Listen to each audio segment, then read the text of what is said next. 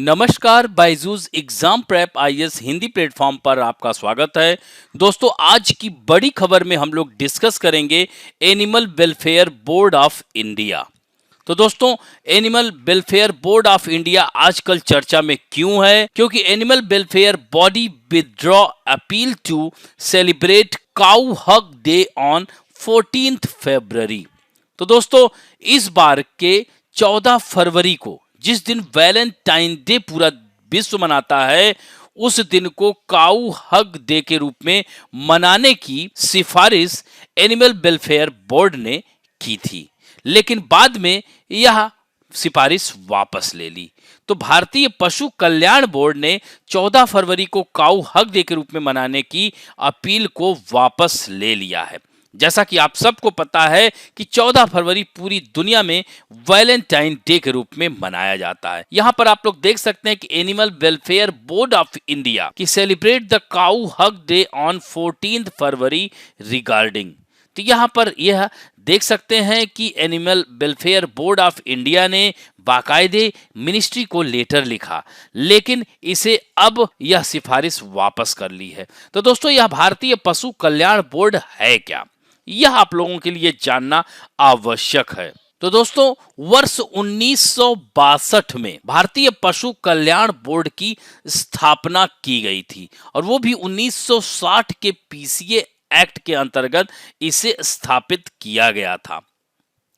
दोस्तों, it was establish in 1962, ये ध्यान रखेंगे। और यह चित्र जो आपको दिख रहा है, it was started under the leadership of the late Shrimati Rukmini Devi Arundale, जो कि एक वेल नोन ह्यूमैनिटेरियन थी, मानवतावादी थी। इन्होंने इसे शुरू किया था। तो AWBI is a statutory advisory body under the Union Ministry of Fisheries, Animal Husbandry and Dairying, Department of Animal Husbandry and Dairying। दोस्तों, कानून के मुताबिक इस बोर्ड में 28 मेंबर होते हैं। There are 28 मेंबर, जिसमें 6 सांसद होते हैं, जिसमें से 4 लोकसभा से और 2 राज्यसभा से।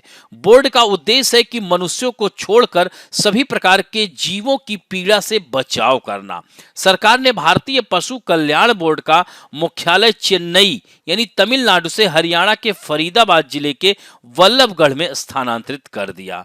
तो दोस्तों, इसके कार्य की अगर हम बात करें तो पशुओं के प्रति क्रूरता की रोकथाम अधिनियम 1960 के प्रावधानों के अनुसार पशुओं पर अनावश्यक दर्द या पीड़ा के प्रकोप को यह रोकने के लिए है। दोस्तों, to keep the law in force in India for the prevention of cruelty to animal under constant study and to advise the government on the amendment to be undertaken in any such law from time to time, to advise the central government on the making of rules under the act with a view of preventing unnecessary pain or suffering to animals generally and more particularly when they are being transported from one place to another or when they are used as performing animal or when they are kept in captivity और confinement.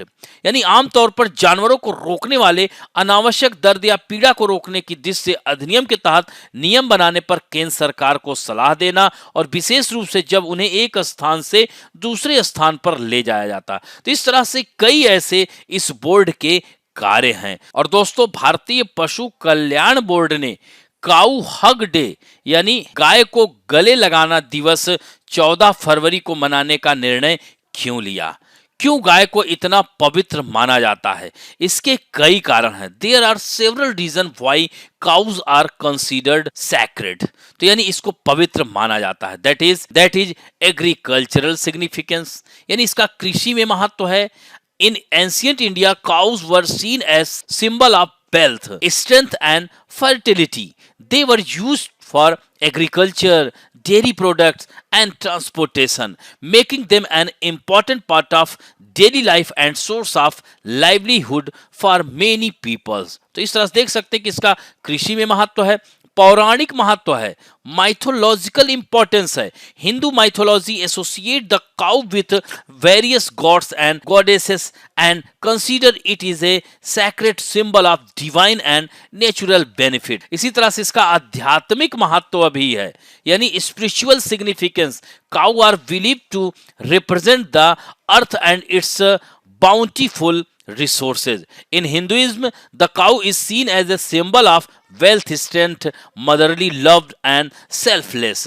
दोस्तों Kamdhenu is cow who is believed to grant all desires and wishes. दोस्तों इस तरह से कह सकते हैं निष्कर्षता, in conclusion, the worship of cow in India is deeply rooted in India's history, mythology and spiritually, तो making it an important part of Hindu culture and tradition. यानी यह कह सकते हैं कि यह भारत में हिंदू संस्कृति एवं परंपरा का यह अभिन्न अंग है। तो इस तरह से इसका आध्यात्मिक महत्व है, इसका पौराणिक महत्व है। यही कारण है कि भारतीय पशु कल्याण बोर्ड ने 14 फरवरी को काऊ हग डे मनाने की सिफारिश की थी, लेकिन यह सिफारिश अब बोर्ड ने वापस ले ली है। तो दोस्तों इस तरह से आज के लिए आप लोगों के लिए पहला प्रश्न है, गाय के दूध के उत्पादन में विश्व में प्रथम स्थान किस देश का है? दूसरा महत्वपूर्ण प्रश्न है, थारपरकर, अंगोल और गिरी यह देसी गाय की नस्लें किन राज्यों में पाई जाती हैं? तो इस तरह से इन दोनों प्रश्नों के उत्तर जरूर दीजिएगा। आशा करता हूं कि आज का भी यह बिग न्यूज आप लोगों को अच्छा लगेगा, और यदि अच्छा लगे तो प्लीज लाइक, शेयर, सब्सक्राइब और बेल आइकन दबाना ना भूलें। धन्यवाद।